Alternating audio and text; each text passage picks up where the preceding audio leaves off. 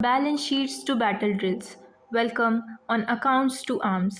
यहाँ हम करने जा रहे हैं unit 1 that is human resource management. तो अभी मैं आपको पहले सारी स्लाइड्स दिखा देती हूँ। जैसे ये मीनिंग एंड डेफिनेशन हम करने वाले हैं। Second is nature and scope of HRM। Then there is importance difference between HRM and personnel management and objectives of HRM, the functions and that's it. So अभी हम इसके बारे में डीप स्टडी करेंगे कि ये HRM होता क्या है। हम सब ने मैनेजमेंट ज़रूर पढ़ा होगा 12th क्लास में, बट ये ह्यूमन रिसोर्स मैनेजमेंट क्या होता है। तो अभी हमें जैसे पता है मार्केटिंग मैनेजमेंट के फादर पता है आपको, तो उसके फादर हैं फिलिप कोटलर। तो अभी जैसे हम HRM पढ़ने वाले हैं, तो HRM बेसिकली क्या होता है कि इसमें मैनेजमेंट है। Management includes what, it includes the planning, directing, staffing, ये सारे मैनेजमेंट के फंक्शंस आते हैं। अब जब हम ह्यूमन रिसोर्स की बात करते हैं, तो हम ह्यूमन में क्या लेते हैं, द लेबर, द वर्कर और the employees, the personnel which are working with the organisation और इन द फैक्ट्री। हम सबको एज अ रिसोर्स मानते हैं। रिसोर्स यानी कि जो एक वैल्यूएबल एसेट है हमारी ऑर्गेनाइजेशन के लिए। सो बिगनिंग फर्दर, अभी हम देखेंगे यहाँ पे definition of French Wendell. So here we see that the HRM is a process of planning, organizing, directing, controlling the procurement, development, compensation, integration, and maintenance of people for the purpose of contributing to organizational, individual and social goals. अभी जो आप ये नीचे देख रहे हो तीन goals जो आप देख रहे हो, ये क्या है? ये एक तरीके से इम्पोर्टेंस बता रहा है। Importance on the 3 dimensions that is for the organisation, individual and the social. तो ये अभी हम आगे इम्पोर्टेंस में पढ़ेंगे। फर्स्टली व्हाट इज़ द, ये जो आपको डेफिनेशन है ये आपको याद करनी है, एंड इसमें आपका ये डेफिनेशन में ये भी कवर हो जा रहा है और इम्पोर्टेंस भी कवर हो जा रहा है। So coming to the first point that the HRM refers to managing people efficiently and effectively at work. Secondly, that it ensures proper utilization and development of human talent, यानी कि आपने बस human मतलब उनको रिक्रूट कर लिया, ये बस ये नहीं करना है, आपको उसका प्रॉपर यूटिलाइजेशन करना है, उनको proper work as per there needs and demands उनको वो प्रोवाइड करनी है। अब जैसे हम एग्ज़ाम्पल लेते हैं कि हॉस्पिटल्स हैं, डॉक्टर्स, नर्सेस, तो उनके सबके अलग रोल्स हैं ना। आप ऐसा तो नहीं कर सकते कि डॉक्टर को आप नर्स का रोल दे दो। So there stage a point that कि आपको राइट पीपल को राइट जॉब देनी है। Then there is the integration of individual and organisational goals, यानी कि अभी हमारा इंडिविजुअल गोल क्या है कि जैसे आपसे कंपनी में पूछते हैं ना कि where do you see yourself in the 5 years, तो ये आपके इंडिविजुअल गोल्स पूछे जा रहे हैं कि आप मतलब आप उसके आगे क्या चाहते हो। और वहीं पे ऑर्गेनाइजेशन के क्या गोल्स हैं, यानी फ्यूचर में और प्रॉफिट मेक करना और भी रिक्रूट करना, एक नई प्रोडक्ट लाइन ऐड करना। तो ये HRM का मतलब क्या है कि आपके इंडिविजुअल गोल्स और ऑर्गेनाइजेशन गोल्स को मिलाना। Then there is continuous and systematic managerial process, यानी जब आपने रिक्रूट कर लिया तो आपका प्रोसेस बस वहीं पे ख़त्म नहीं होता है। It is a cyclic process, यानी कि यहाँ पे जैसे आप देख रहे हो, it focuses on recruitment, training, motivation and retention. यहाँ पे रिटेंशन एक इम्पॉर्टेंट वर्ड है, क्योंकि जैसे आपने ह्यूमन रिसोर्स को रख तो लिया, उसके आपने रिक्रूटमेंट की, उनकी स्टाफिंग की, उनको प्रॉपर जॉब प्रोवाइड की। अब आपका काम वहाँ पे ख़त्म नहीं होता है। आप देखते हो ना कंपनीज़ में कि ऑल ट्रेनिंग्स प्रोवाइड की जाती हैं, on the job training end of the job training. फिर इसके बाद देखते हैं हम मोटिवेशन, कि उन्हें आप टाइम टाइम पे मोटिवेशन प्रोवाइड करते हो कि आपको ये और गोल अचीव करने हैं, वो इंट्रेंसिक, एक्सट्रेंसिक, ये सब हम बाद में पढ़ेंगे आगे। देन देर इज़ रिटेंशन, यानी कि वो एम्प्लॉई आपके यहाँ वो लेबर टर्नओवर की तरह नहीं होना चाहिए कि वो आपका लेबर एब्सेंटिज़म और टर्नओवर में काउंट हो। वो उससे आपको रिटेन करना है ऑर्गेनाइजेशन में। अभी हम चलते हैं नेक्स्ट स्लाइड पे, that is nature and scope of HRM। तो यहाँ पे है कि HRM is a continuous and dynamic process, यानी कि ये कॉन्टीन्यूअस है और डायनेमिक प्रोसेस भी है कि ये चलता रहता है। Then there is it focuses on people oriented management. अब यहाँ पे पीपल ओरिएंटेड मैनेजमेंट का मतलब क्या है? पीपल ओरिएंटेड मैनेजमेंट यानी कि ये सिर्फ एक सिस्टम नहीं है, ये फोकस करता है लोगों पे, जैसे कि एचआर एम्प्लॉयज़ को सुनता है और उनके फीडबैक्स को सुनता है और वो प्रोवाइड करता है एक बेटर ऑल्टरनेटिव या उनको एडजस्ट करता है उस वर्क प्लेस पे by providing various policies and the people orientation. आप कॉलेज में जाते हो तो आपका ओरिएंटेशन होता है ना, आपको वर्क प्लेस से बेसिकली नोन कराने के लिए, तो वही होता है people oriented management.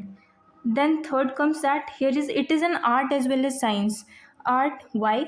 Because it involves the judgement, the communication and the motivation. And why it is science? Because it uses the data, tests and planning, ये सारे प्रोसेस करने में, इसलिए इसे साइंस कहते हैं। Then it integrates the organisational and individual objectives. As मैंने आपको पहले भी बताया कि इंडिविजुअल और ऑब्जेक्टिव्स को और ऑर्गेनाइजेशनल ऑब्जेक्टिव को एक कॉमन पॉइंट पे मीट करना रहता है, इसलिए ये रहता है। Then the scope includes the planning, recruitment, training, welfare and relations. Relations maintain करना with the long for the long term with the employees and the staff. Then it applies to all management levels and organization. यानी कि HRM आपको सिर्फ वहाँ पे ज़रूरी नहीं है कि आप ये ऑफिस वर्क कर रहे हो और वहाँ पे आपको सिर्फ एम्प्लॉयज़ को ट्रेनिंग प्रोवाइड करनी है।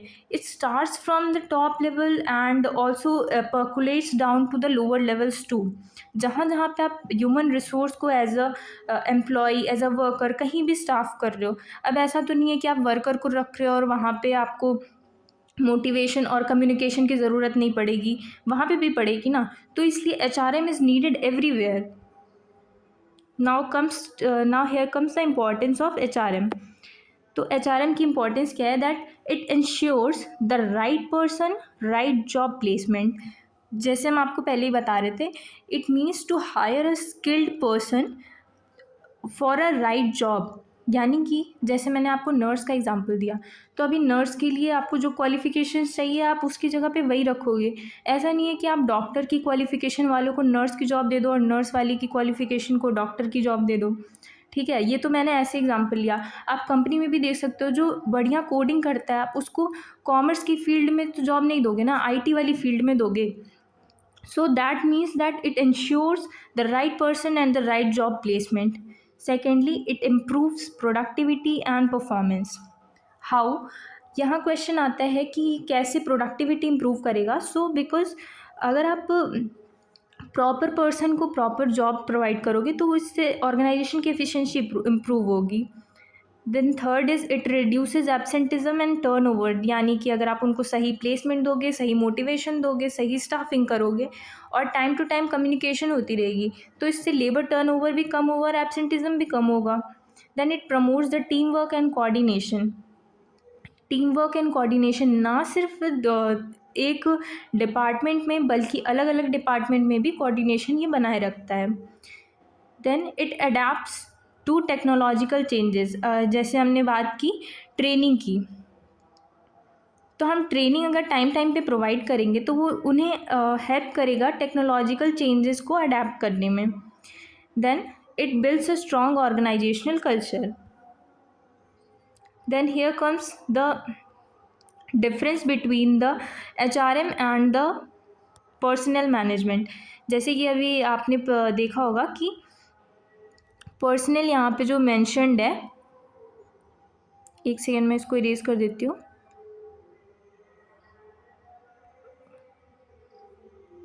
ओके, सो यहाँ पे जो डिफरेंस दे रखा है, difference between HRM and personnel management, तो सबसे पहले हम यहाँ पे देखते हैं कि क्या डिफरेंस है। पर्सनल, यहाँ पे जो पर्सनल मेंशन्ड है वो पर्सन वर्ड से डराइव हुआ है, यानी कि एक पर्सन को कैसे मैनेज करना है वो उसके बारे में है। और एचआरएम एक बड़ी चीज़ है।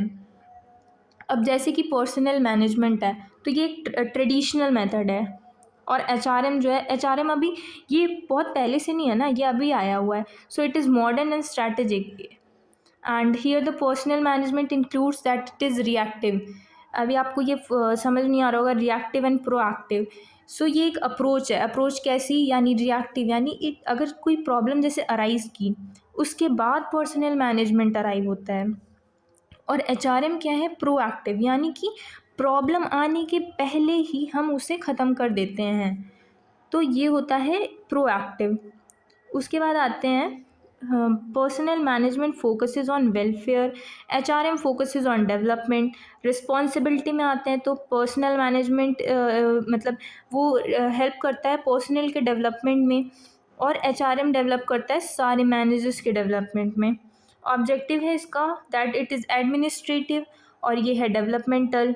रिलेशन की बात करें तो personal management emphasises on the particular individual, यहाँ पे आप देख रहे हो इंडिविजुअल, और ये टीम वर्क पे एम्फोसाइज करता है। टीम वर्क कैसे कि आप एक दूसरे से कोऑर्डिनेशन, जैसे कि मैंने पहले भी बताया, कोऑर्डिनेशन कोऑर्डिनेशन ना सिर्फ आपके उस डिपार्टमेंट में बल्कि अलग अलग डिपार्टमेंट्स में भी। अब जैसे कि आपकी कंपनी है तो उसमें सिर्फ फंक्शन डिपार्टमेंट, मार्केटिंग डिपार्टमेंट, अलग अलग डिपार्टमेंट होते हैं, तो आपके सिर्फ एक डिपार्टमेंट में ही नहीं, अलग अलग डिपार्टमेंट में अलग अलग लेवल्स पे सब पे कोऑर्डिनेशन बैठाना इसका काम है। अब हम आते हैं इसके ऑब्जेक्टिव्स पे। Objectives of HRM, firstly to the optimum utilisation of human resource, यानी कि आपने जितने भी लोगों को रिक्रूट किया उन्हें प्रॉपर स्टाफिंग देना है, उन्हें प्रॉपर डायरेक्ट करना है, फिर उन्हें उनकी प्रॉपर ट्रेनिंग प्रोवाइड करनी है और रिटेंशन पे काम करना है।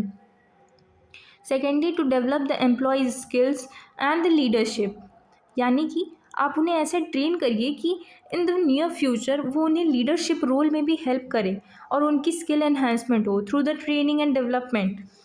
The third is to enhance the job satisfaction and morale. आपने वो थ्योरी तो पढ़ी होगी जहाँ पे मैस्लोज हायरार्की नीड थ्योरी, तो जहाँ पे ये जॉब सेटिस्फैक्शन आता है, 5th लेवल पे आता है सेल्फ एक्चुअलाइजेशन नीड्स। तो हमें ये सब, जब एम्प्लॉयज़ को आप इस तरीके से मोटिवेट करोगे तो एम्प्लॉय खुद ब खुद वहाँ आपके ऑर्गेनाइजेशन में रिटेन करेगा। Then it is to maintain the employer employee relations, जहाँ पे आपके रिलेशंस अच्छे नहीं होंगे एम्प्लॉय क्यों रिटेन करेगा वहाँ पे।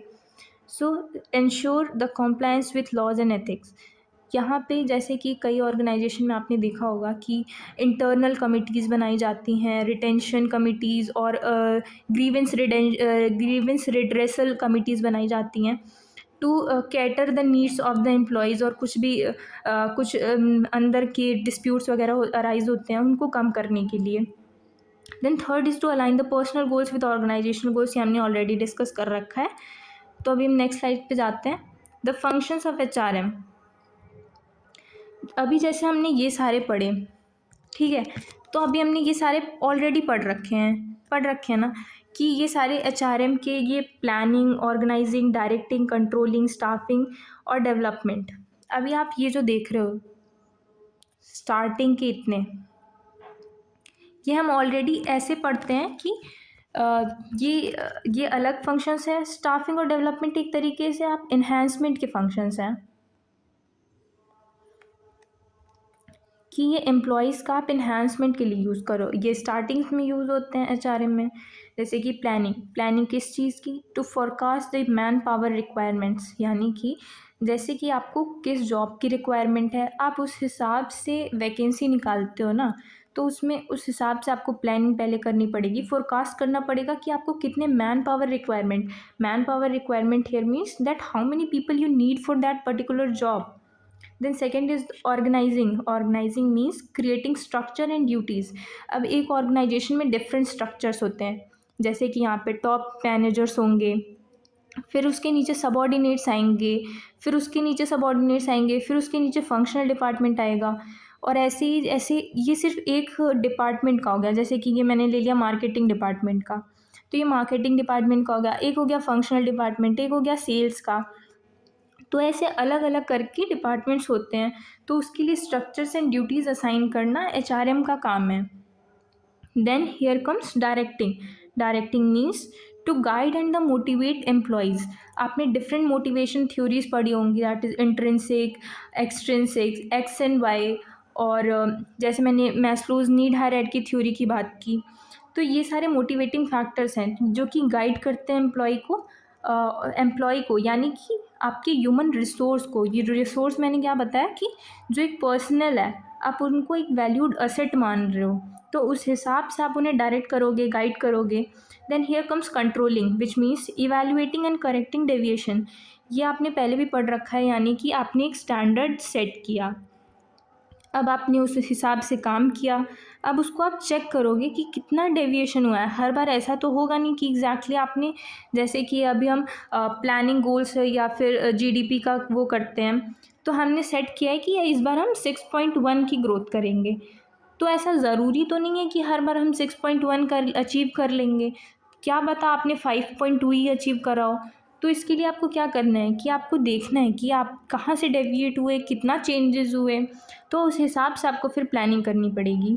Then here come staffing. Staffing में सारा कुछ आता है, यानी कि जो आपने ये लगाया हुआ है कि you need an employee for this job and you are recruiting, right from you are placing a job vacancies, that advertisement, it starts from there only.